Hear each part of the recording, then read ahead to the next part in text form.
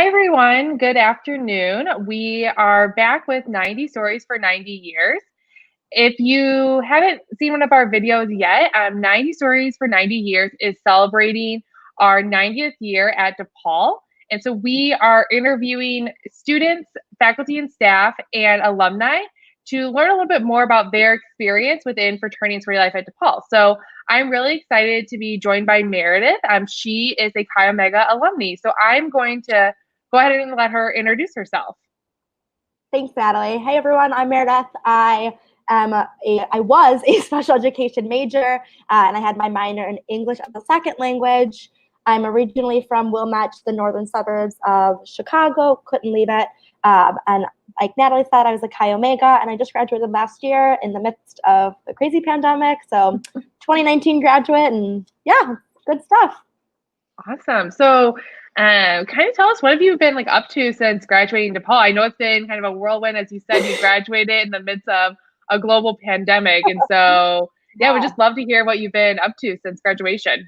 Yeah, lots of time with my family, definitely just spending, that quarantine time with them. But that was actually really nice, just to be able to spend time with them after college and before I got a full-time job. Lots of applying to jobs, but I'm a full-time teacher now. I'm a special education teacher at a self-contained school. So everyone at that school has a varying level of a disability and has different abilities, which is really cool and just something that I'm super passionate about. And so that was I feel really lucky to have a job and have a job that I really like. I know it's really tough to get a job out of college regardless, and then you throw a pandemic on top of it, and it was tough, but it was definitely well worth the wait and well worth the work of it. But yeah, I've just been working. I go to school every day, which is really weird. I didn't think that I would be going to anywhere anytime soon, but masked up and teaching my kids, and it's been really fun. That's awesome. So can you maybe talk to us a little bit about how your experience in Chi Omega and Panhellenic help you achieve your career and personal goals? Yeah. Oh my gosh, there are so many ways that being not only just in Chi Omega, but in Panhellenic life overall and being in the FSL community helped. I think the biggest thing, well, there's just so many, but one of them is that it gave me the leadership skills and collaboration skills. When you're working within an organization, even if you don't have a leadership position, you're still a leader in your community, being a representative of your chapter. So just kind of wearing that and knowing that that's what you're representing. And also just the collaboration skills, how to work with other people, how to make that work, how to be flexible, and really just be the best version of yourself for other people. Also, a lot of networking. That was really, really great. Being able to talk to people who had my major or were in the field of education, who had just graduated before me or a few years before me, and trying to talk to them about what their experiences were in different schools and how they got jobs. So, and even during my time, trying to figure out what I wanted to do, what age group did I want to work with, being able to talk to not only Chi Omega alumni, but all the alumni from different chapters was really amazing. And then I also found a bunch of other organizations that I became super passionate about through CHIO. So I found Demonthon, and that was something that I really love to do and love to be a part of. And it really just helped me branch out and get out of my comfort zone, which I think really helped me when I was getting ready to jump into the big world of adulting and have a full-time job. So you kind of talked about the leadership opportunities within Chi Omega and Panhellenic. Did you hold any positions in CHIO or Panhellenic? Yeah, I did. So in CHIO, I was the career and personal development chair of our chapter, which was really fun. That's something that I'm super passionate about, just making sure that you're the best version of yourself, both in your career aspects, but also in your personal life. So we did a lot of workshops on mental health and self-care. We did lots of workshops on resumes and interviews, because it's hard to get that practice, when you don't. There's only so many times that you can practice in interviews. We would kind of sit there with each other and practice asking interview questions. We would always edit each other's resumes. So that was really nice, just to get a second set of eyes on this document that you're going to be handing out to who knows how many people. So that was really nice to be able to help my sisters and like my organization like develop in both like their career goals, but also in like their personal life, to just help them like be the best version of themselves and like strive for that. And I think that was something that was like a huge value of of my chapter, like being the best version of yourself, even though it's hard. Like it's definitely not easy to do that, but it's definitely well worth it. Yeah, I think that's like one of the best parts of being part of a fraternity or sorority is like the empowerment that happens and being like a resource and helping each other out, because you never know what someone else knows in the chapter. And so being able to like connect with them, and I know you talked also about like networking and like you don't have to have a title to be a leader. And so I think it gives you so much leadership skills without even like holding a title, especially in those like first couple of months as a member. Definitely. And I think that like, again, you're just learning how to like work with other people and how, like, getting to know other people. And regardless of like what field you're in, when you're in your first job, it's going to feel like you're back in your, first few days at your chapter, because you don't know anyone. You have so many questions, you don't know anything, but you have that like, you can kind of trust yourself that you're on the right path because you've done it before. It's not the first time that you've been in a room of like complete strangers and you feel like the newbie in the room. You've kind of felt that before through either recruitment or being a new member. So that was a really nice, reminder that like I have done something similar to this before. And like this isn't the first time I'm going to be in a room full of people that I don't know. So I think, I think a big part of being in fraternity and sorority life, you have the opportunity to also meet some advisors along the way, and sometimes they become your mentor as well. So can you talk about like an advisor or a mentor that had like made a big impact on your experience? Absolutely. I would love to talk about that. So one of my advisors, Kristen, KLM, was like my go-to person. She and I just got along really well. She was actually my advisor when I was the career and personal development chair. So we got really close during that time when I was working with her. She helped me like plan events and really look at like what the chapter needed, and like how to help me create events that would help the people in the chapter. But she was always like, and she always said this to me, she's like, I'm a sister first. Like she was a Chi Omega, obviously all of our advisors are, in our affiliate chapters, but she was like, I'm always your sister first. Like I'm your sister and a friend, and then your advisor. So if you need to like vent about something that's going on in your life before we go and talk about like what events you're going on, like I'm your friend. And I think that meant a lot to me, knowing that although she was like my advisor, she was also a sister. And I think that was something that I really noticed with all of the advisors. They all said like, yes, we're your advisors, we're here to advise you, but also like it doesn't have to just be about Chi Omega stuff or Panhellenic life. It can be about like trouble that you're having in life, or like a really hard class that you're going through, or trying to find a job. So she was always there to support me and was always there to like check up on me when we had like something hard happen in like society, or like I had a tough day. She was always like, let's go out and get some French fries and talk about it. And that was just like the best thing that I could have asked for. So Kristen was just amazing. Yeah, and I think that's just like so important to like find those individuals, especially when you have a leadership role, because they have probably been there. And sometimes being a leader can feel like really lonely at times. And so being able to have that like go-to person say like, hey, this is like what I'm going through, or like this is like what happened in this meeting, and be able to like have that dialogue. Yeah, especially in someone who's been through it before, like even if they hadn't had your own position, they know what it's like to go through that. They know what it's like to be a leader in their own chapter. They're a leader in our chapter too. So they kind of are able to commiserate with you and be like, I've been there. I know what that feels like. Let's problem solve and let's try to fix this so it doesn't, happen again, or it feels better. So that was really great. And so I think another, really like cool aspect about being in a chapter is being able to learn about a specific like philanthropic cause. And so I know Chi Omega does a lot with the Make-A-Wish Foundation. And so can you maybe talk a little bit about, what has being a member taught you about philanthropy and then also community service? Oh my gosh, I think that was like one of the main reasons why I wanted to go through being in a sorority and going through like the recruitment process. I've always held like philanthropy and community service really close to me. It's one of like my core values. So I really wanted to find a chapter that also had that like in their, like every chapter has a philanthropy. And I was just really like pulled to Make-A-Wish, as someone who like works with students and like works with kids. I loved that.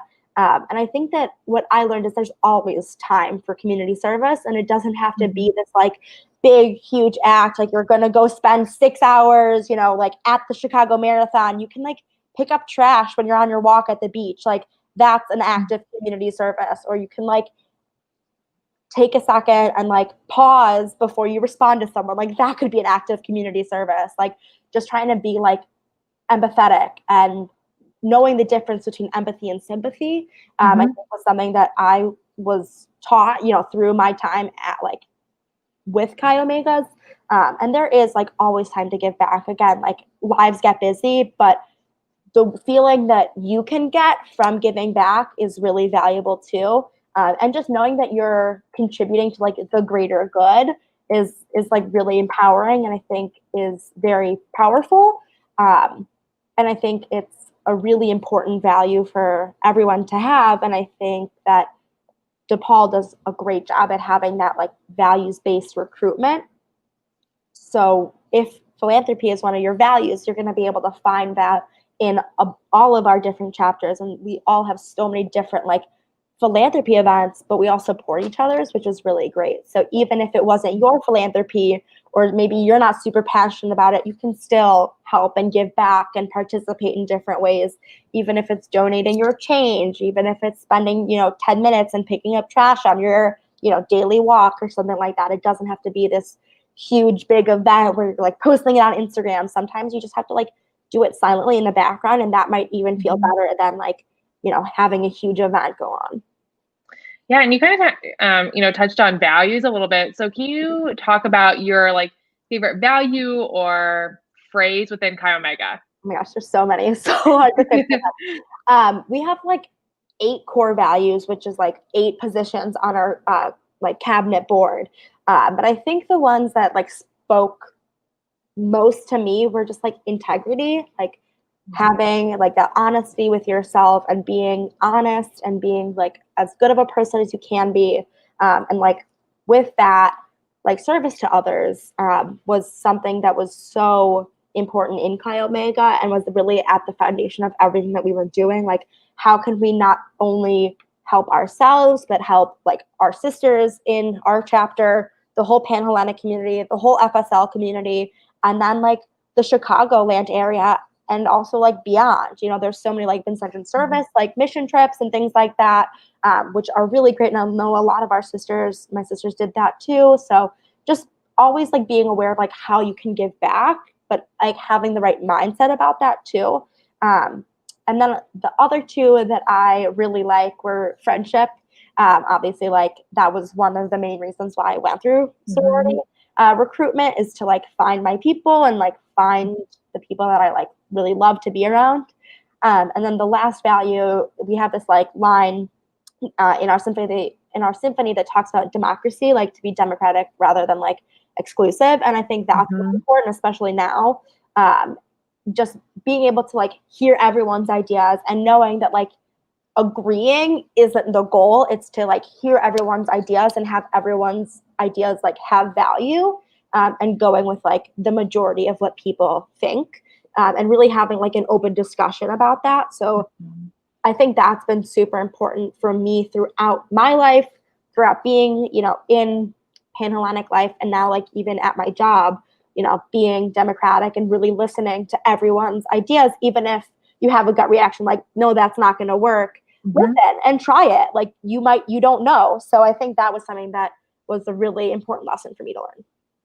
Yeah, it's so funny that you like brought up that phrase, because we recently interviewed another Chi Omega alumni, Kaylee Olson, and she said the exact same thing. And so I think that really just kind of like speaks to like the emphasis that your chapter puts on that, and how you have also taken that now into your like career and your like postgraduate life as well. Yeah, it's been awesome. I think that line speaks really heavily to a lot of our sisters, especially in today's world and today's time. It's really important to like listen to everyone and not just listen, but like actively listening.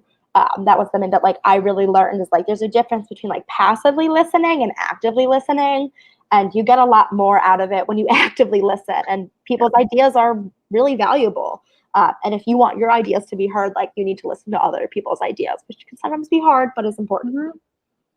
Yeah, so you've been kind of talking about a lot of about your like experience, as a Chi Omega, and kind of what is the part that you miss the most? I mean, you've been out of DePaul for not too long. I I mean, it's been know. about like what, probably 4 or 5 months, Yeah. and so kind of what is that like piece that you like miss the most that you wish you could go back to? Yeah. I think it's seeing my sisters on campus. Like, I just miss being surrounded by people who were my Mm. age. Like, that was something that I really miss now being like in like a working woman. I am like the youngest that I feel like the youngest in the building, which is totally fine and great. But I miss being surrounded by people who are my age and have like similar values. A lot of the people that I work with like have families to go home to. And so like that's just very different. So I really miss having like my sisters to be there and going to get coffee or going to the Ray. I miss chapters too. Like I miss that Mhm. weekly like timestamp of like, okay, it's Sunday. Like here's how to start the week off on a good foot. Seeing everyone, really getting a chance to like check in with people, see how they were doing.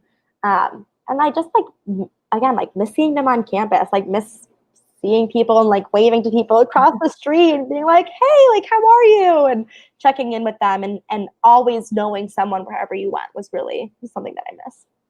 Yeah, I think that's like the hardest part of post grad life is that you're not all in like the same like city or neighborhood anymore, or Right. they like no longer you live next door because they may have moved to like New York or Right. LA for a job. And I think that's like definitely the part even I miss the most. And I've been out of college for, almost 8 years. And so definitely also miss that and just being able to like easily connect with people because Yeah. it's a lot harder. You have to schedule a lot more. Yeah, definitely. It's not, you don't have those 20 minutes between classes to go get, Hmm.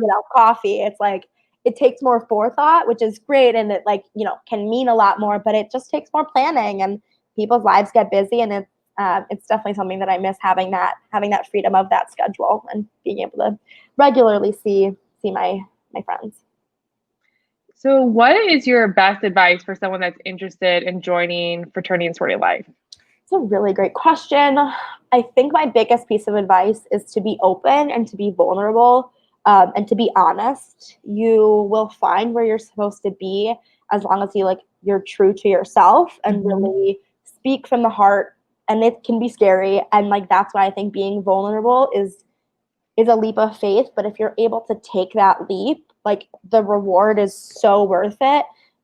Being able to like find a place that you can really call home, that you can call, you can call your people when you're like having a bad day or when things go wrong or when you just want to go get coffee or you need to go for a run or whatever it is. Like having that really comes from being open and honest and vulnerable. And like you really never know how you're gonna find your people. Like you never know, even if they're in your chapter, like somebody might be abroad that comes home. Like that's how I met one of my Hmm. closest friends. Like she was abroad when I was a new member, and then she came home, and we just like clicked instantly. We were like walking to go do an ice skating event, and she like pulled out a banana of her pocket. I just started laughing. Like that's how we like have this like really tight bond, and we're really close friends. And not even like in my own chapter, but going to other events, like going to like other chapters philanthropy events was a really great way because I was able to find like my best friends not only in my chapter but like in a bunch in like 3 different Pan-Hellenic chapters too. So it's not just about your chapter, it's about like finding others. And I think that if you're able to be open and honest going through recruitment, then you'll get that benefit after, and you'll be able to like see these are my people, this is why I'm here. I'm supposed to be here. And then soon you'll be able to kind of put the pieces together and be like, oh, those are my people. And like, this is why I did that. That's awesome. So, kind of in closing, what was your favorite memory of being part of your organization? Whether that was an event, if there was a particular like experience that you had, off campus at a conference. What was that like Yeah. favorite memory that you have from your chapter? There are 2 like memories that whenever like I am asked this question and I think about it, 2 memories come to mind. The first is like I think a pretty basic sorority fraternity thing is like getting your family, like getting your grand little, like that's always so fun. And I loved my family and like they were my like people in my chapter. And then finding my closest friends outside through Panhell, like outside of my own chapter. But I think like one memory that always sticks out is after one of our philanthropy events, Wings for Wishes, the whole chapter, like the event was done and the cha-cha slide came on and we all just like stopped dead in our tracks and we all did the cha-cha slide. And it was just like so fun. And it was one of those memories that like you're not expecting it. It's not planned. And it feels like you're like in a movie. You're like, you're looking around awesome. and like 100 women are doing the cha-cha slide in the student center. Like that doesn't happen often. So that was definitely one of my favorite memories. That's very, very cool. Yeah, and it's always like those fun random times that you will always remember that were not planned, but they were just like really funny and goofy. Yeah, exactly. It like wasn't like any of like my like I loved my formals, I loved my dances, but like that's the moment that I was like, these are my people. Like this is why I like do the cha-cha slide at like 10 o'clock at night when we're cleaning up. Like that was definitely a really fun memory. Awesome. Well, thanks again for joining us, Meredith. We are so happy that everything is going well post-grad and, continue to keep us updated. We will be having another 90 Stories for 90 Years interview tomorrow at 11 a.m. The alumni that is joining us, he founded the Phi Kappa Psi chapter at DePaul. So it's a really cool and unique interview. So we hope you can join us tomorrow at 11 a.m. But thanks again, Meredith, and we will see you all soon. Bye. Bye.